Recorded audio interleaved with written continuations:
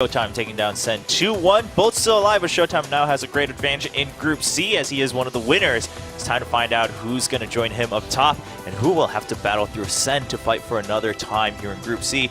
Next match coming up, it is going to be Jaedong versus HeRoMaRinE. I'm glad to have both of you here on the desk to talk about Jaedong. Yeah, the EG was talking about the Jaedong match. Let's talk about the matchup as a whole, first of all, but of course the highlight is always, the spotlight's going to be on Jaedong just because of his history. And a long history it is, starting from Brood War, and what a legend he has been.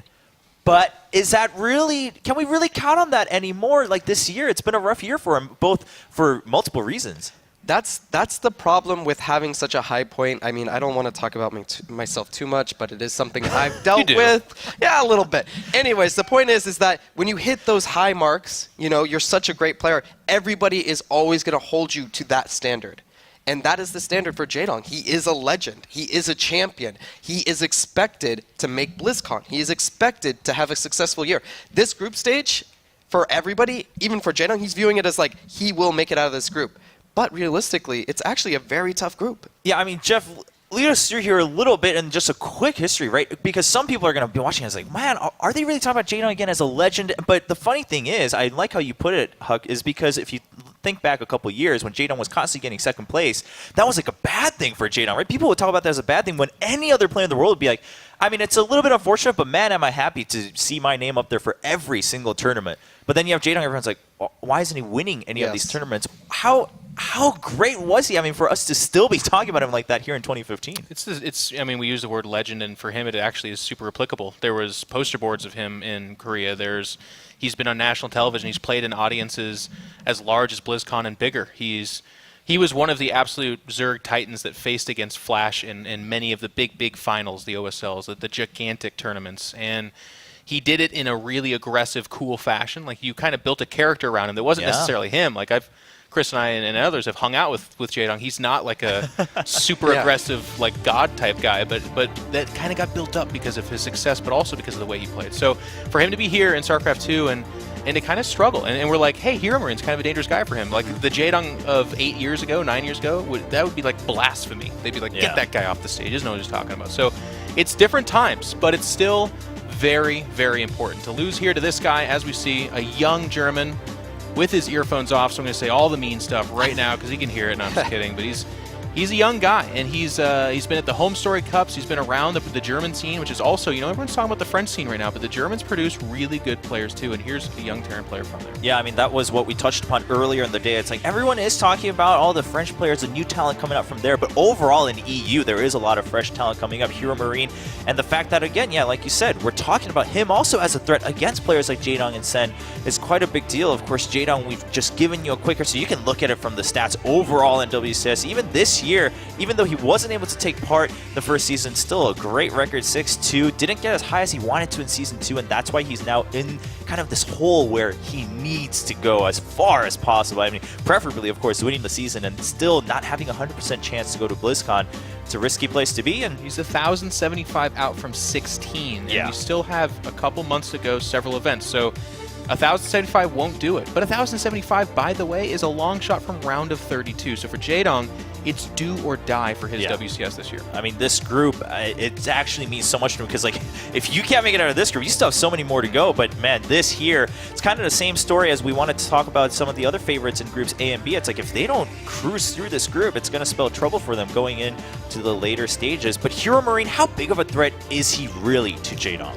I feel like he's a big threat just because there isn't much to study on this guy. He does go to these tournaments, but all in all, he isn't as active as Jaedong. Jaedong, we just saw Gfinity. He's going to pretty much every tournament he can because he needs those WCS points, and he's on that bubble. You know, we're expecting him to go far in WCS, but it's a question of how far. And he still has, you know, IEM. He still has Stockholm, and he's playing in everything that he can. He literally travels so much, and that gives a lot of ammo to HeRoMaRinE. You know, he has a lot of games to study.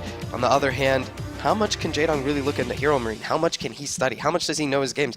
And TVZ, it's always a threatening matchup. There's a lot of builds, there's a lot of ammo that Terran has that, you know, you get the mech, bio, you could do proxy racks. There's just a lot of options. Yeah, in the current state, this is something that's been recruiting, the whole TVZ or ZvT, depending on which perspective you're taking. Jeff, what's your take on it? Is it actually something that's going to throw Jaedong a little bit off, or does HeRoMaRinE have a great advantage, or not really in this two players? Well, I agree with everything Huck said, and for all those reasons, that is why he's a threat. I think on paper, Jaedong is, by any standards, current form or not, the better player and is better in ZvT in particular. But right now, Mech is particularly strong with this map pool, but also just meta-wise, and this is a player in HeRoMaRinE that's not afraid to go into there and do some mech, do some different things. And if he's able to do that and throw Jaedong off, Jaedong is a guy we've seen get kind of confused mid-match and not really have an answer for a different playstyle. If that can happen here, I would not be too surprised to see a big upset. Yeah, and I want to go back. I mean, for some of our audience who may not be as familiar with HeRoMaRinE, of course, his stats in WCS so far have not been the most spectacular. But again, the fact of the matter is he's still here, right? He made it through here for good reason. Jeff, you said in the very beginning of the show, cooled off a little bit in the middle of the year, but he's back here to try to say, hey, you know what? I have a chance to make it through. I have that potential. We'll see how it goes. And it would be quite a big feat for him to take down Jaedong, go on to the winners match in Group C, and then see if he can even go out maybe in first seed of Group C. I think that would be a pretty impressive feat for I mean, Chober, we've had a couple upsets in the first two groups, and a lot of that's because this is a big deal. Season 3 is such a huge launching point, not just for BlizzCon, which of course is the pocket of gold at the end of the rainbow there, but it's like this is the final send-off for a lot of these players. So for him, HeRoMaRinE, he's expected to lose to Jaedong. Big deal if he loses, but that means he's dangerous in that regard. The pressure's off of him. For Jaedong, losing to him, that would be really bad. And if you think you're good at making those predictions, you think you can predict HeRoMaRinE possibly upsetting Jaedong, you could, of course, go to fantasy.eslgaming.com/SC2, make your own predictions. Yeah, let us know what you think. Of course, you can tweet that out at us too. Tell us what you think on hashtag WCS. We'd love to hear from you. I mean, especially in this group, I know people who have been following StarCraft for a long time. You know who Jaedong is, but at the same time, some of the newer generation, maybe you actually know a little bit more about HeRoMaRinE than Jaedong. Maybe you've only started following recently, and you're like, well, and you're from EU. You're like, well, I have a lot of pride for HeRoMaRinE. You know, he's playing from Germany. I want EU to become a huge powerhouse again, and it's been climbing back up so far in 2015. Even if HeRoMaRinE can't necessarily overtake some of these other players in WCS points, to go out in Season 3 and say, you know what, taking some of the Korean players down, taking some of the legends down, EU's coming back even stronger in 2016 would be a message to send. Yeah, whenever Europeans beat Koreans, we see all the European players write in their native language, whether it's Swedish or German or whatever, and they're like, I don't know, you do a better Swedish impression than me. It's like, oh, hold, Europe holds, or something like this. And you're like, oh, okay. National pride. They get excited. Yeah, it's great to see. It's so good to see that, and now people rallying around these players who are starting to show up as, you could say, newer talent compared to some of the players who've been around since Brood War even. So great time to see. Of course, first map is going to be Coda. And for those of you guys watching at home, if you want to come in and watch these players live tomorrow, we still have Group D left this weekend. Just go ahead and type !tickets in chat. As you're watching the stream, you'll get all the information you need on how to get here and how you can watch these players live and cheer them on. So first map is going to be a standard one on Coda. We'll see, is HeRoMaRinE up for the job, or is Jaedong coming back in prime form to go for a bit of a long shot, but still the one shot he needs to take for BlizzCon. Going into Game 2, it's going to be Nate and Roddy. And a mad dash for Jaedong as he attempts to make his way to the global finals at the end of 2015. But Roddy, he's got a young German whippersnapper trying to stop him. Yep, and a very scary young German player. I actually casted his match as well in Challenger. Went up against the Zerg, my fellow Dutchy Red. And HeRoMaRinE played pretty damn good in those games, Nate. So Jaedong has his work cut out for him. Of course, he's the favorite, but this man is not going to make it easy on him. He will not, of course. He is our blue Terran player in the Northeast. He is HeRoMaRinE representing Mouse Sports.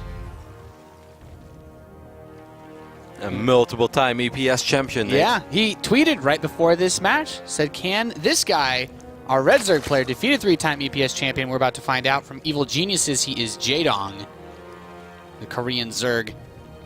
The tyrant, as it were. Do you think Jaedong is feeling it a little bit? Huck mentioned it as well. Recently went to England for Gfinity, didn't perform all that well. And let's not forget, before that, he was supposed to attend an Intel Extreme Masters in China, and he couldn't obtain his visa in time. So it's kind of like two tournaments where he could have potentially done very well for himself. One got taken away, and the other one he just didn't really live up to the expectations. Do you think that Jaedong comes into this group today with some pressure on his shoulders, or you think he's unshaken as always? I think there's a lot of pressure on him for this, especially considering either one of those tournaments could have given him enough WCS points where he could come into this group and say, okay, I want to make round of 16, round of 8, but I don't actually need to win. At this point, Jaedong pretty much, if he wants to secure and guarantee himself, he has to win this season of WCS. You know, it's like, okay, maybe he has to, you know, do really well in another tournament, but that is going to be so difficult in and of itself. The competition is going to be way stiffer competing in outside events like a DreamHack, you know, or whatever few events are left before the global finals of BlizzCon. And I think that Jaedong has a lot of fire to go with as well. Like, probably he's extra eager. Jaedong is always eager. He's been like one of the most competitive players for a long